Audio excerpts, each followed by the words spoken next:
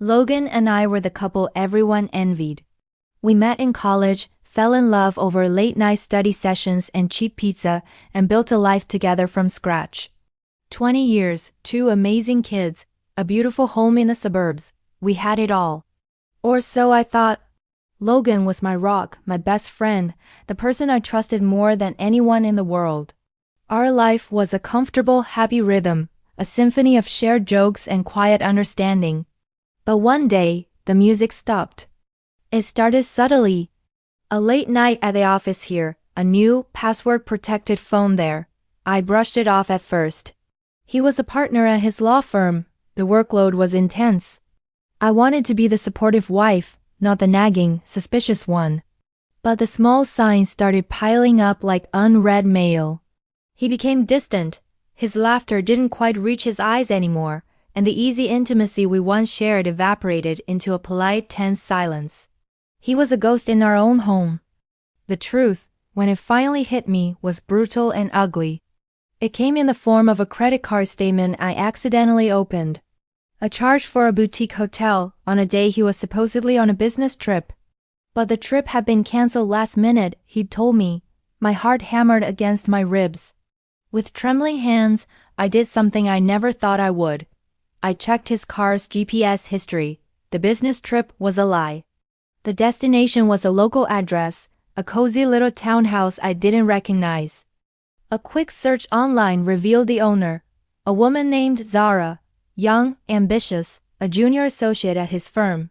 The puzzle pieces clicked into place with sickening clarity. The late nights, the sudden work emergencies, the secret phone calls. It wasn't work he was devoted to, it was her.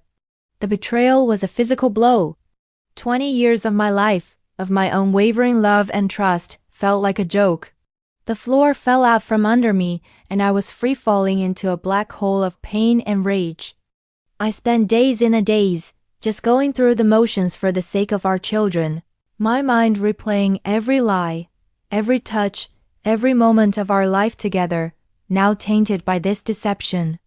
But as the initial shock wore off, the grief began to curdle into something else. Something cold and sharp. Revenge. I wasn't going to be the weeping broken wife. Oh no, he had underestimated me. He saw me as the dependable, predictable homemaker. He had no idea what I was capable of. I wouldn't just leave. I would dismantle the life he had so carelessly jeopardized. My plan needed to be meticulous, executed with the same precision he used to hide his affair. First, the finances. For years, I had let him handle everything, trusting him implicitly. No more. I spent weeks with a forensic accountant, a quiet, ruthless woman who found every hidden account, every secret investment, every asset Logan had squirreled away. Turns out my loving husband was not just a cheater, but a financial deceiver as well. He had been diverting marital assets into a private fund for years, building a nest egg for his new life. For their new life. The discovery fueled my resolve. This wasn't just about his heart.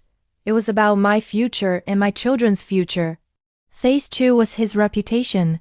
Logan lived for his public image. He was the respected lawyer, the community leader, the perfect family man. It was all a carefully constructed facade, and I was about to bring the whole thing crashing down. I started gathering evidence.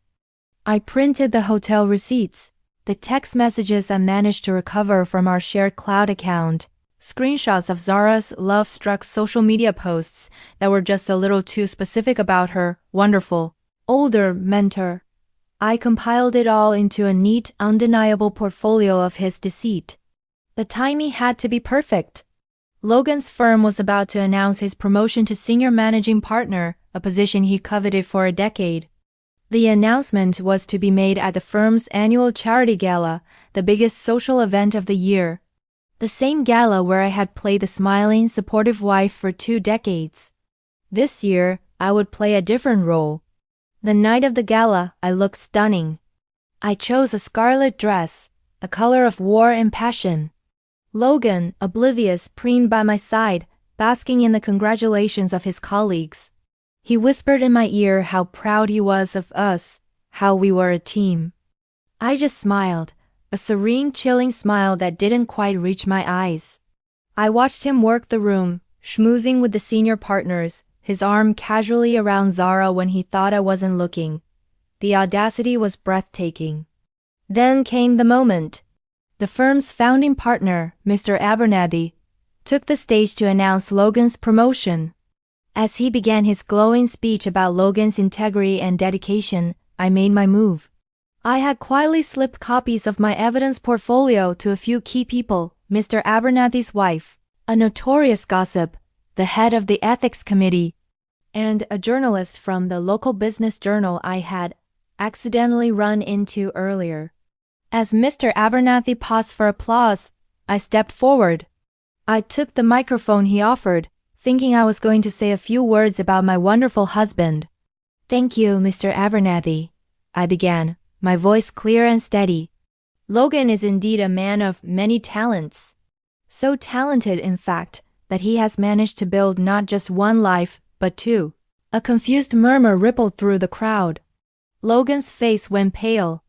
"I believe in giving credit where it's due," I continued, my eyes locked on his. "So I'd like to congratulate him not only on his promotion, but also on his 2-year affair with his associate, Zara." I gestured towards her, and 100 pairs of eyes followed my direction. She looked like she wanted the floor to swallow her whole.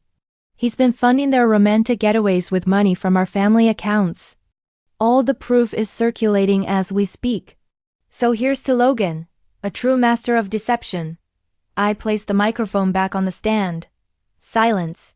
A thick, suffocating silence. Then chaos erupted. I didn't stay to watch the fallout. I turned, my head held high, and walked out of that ballroom, out of that life, leaving the smoldering ruins of Logan's career and reputation behind me. The divorce was swift. Armed with the forensic accountant's report and the public humiliation, Logan had no choice but to agree to my terms. I got the house, a majority of the assets, and full custody of the kids. He lost his promotion, his reputation, and was quietly forced to resign from the firm. Zara disappeared, transferring to another city. They didn't get their happy ending. Starting over wasn't easy. There were days of doubt and loneliness. But for the first time in years, I was in control of my own life. I wasn't just Logan's wife anymore. I was Arwen. I went back to school, finished the degree I had abandoned for him, and started my own landscape design business, turning my passion into a career. My kids saw a mother who was strong, resilient, and happy on her own terms. The life I built from the ashes was my own. It was quieter, simpler, but it was real. And that was the sweetest revenge of all. They say living well is the best revenge, and they're right. I didn't just survive. I thrived. Logan tried to rebuild his life, but the shadow of his scandal followed him. Sometimes I hear things about him, a smaller job, a smaller life. I feel nothing. No anger, no pity. Just the quiet satisfaction of knowing I took back my power. He thought he could break me, but he only made me realize how strong I was all along. My story isn't about the end of a marriage. It's about the beginning of me. Thanks for watching my story. If you've ever felt betrayed, know that your strength is greater than your pain.